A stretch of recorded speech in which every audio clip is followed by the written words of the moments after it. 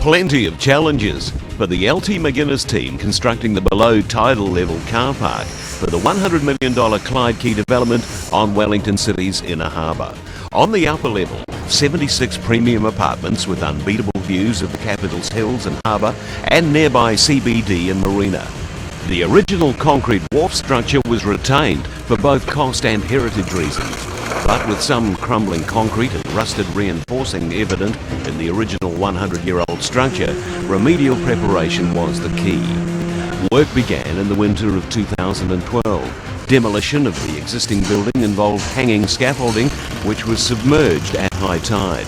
Conventional machinery would not fit below the wharf, so the team had to use jackhammers and wire saws. Definitely no crane access. The wharf and piles were strengthened with carbon fibre wraps and concrete donut jackets on the tops of the piles.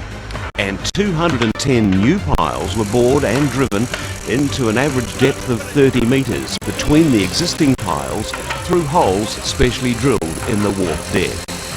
The latest earthquake code was more than surpassed. Working with structural engineer Adam Thornton, the watertight 100 vehicle car park for residents was designed at just under 200 metres in length and 17.5 metres wide.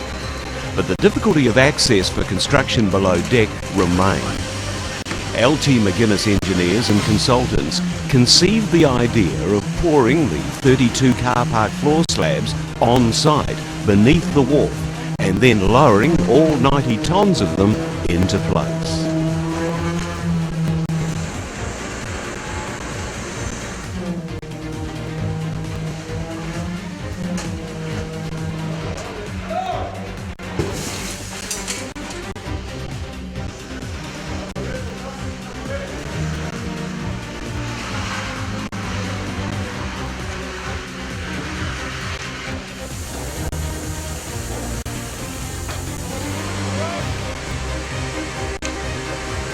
Needless to say, the logistics of the construction team working below the wharf in a tidal environment were a huge challenge.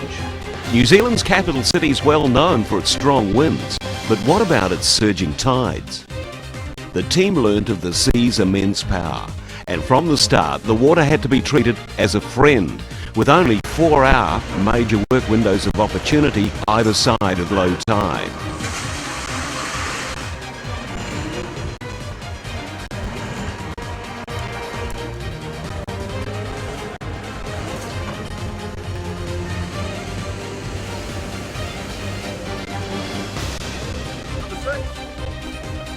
On ledges below the wharf, formwork was set up and the 50 MPa marine grade concrete was poured above the tide level under lights and in standing room of just 1.2 metres. Once cured, synchronised jacks would allow formwork removal and the beam would be lowered into place.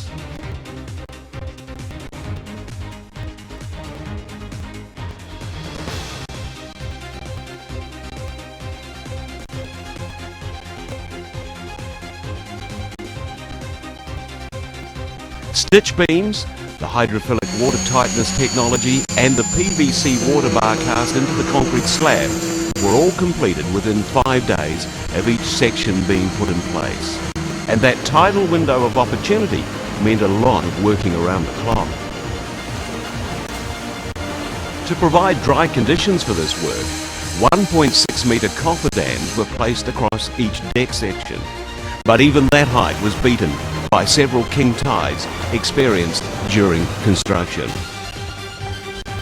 And so there's more than a little satisfaction coming up for the L.T.McGuinness team when this international standard long and low, elegantly integrated $100 million complex is completed in 2014.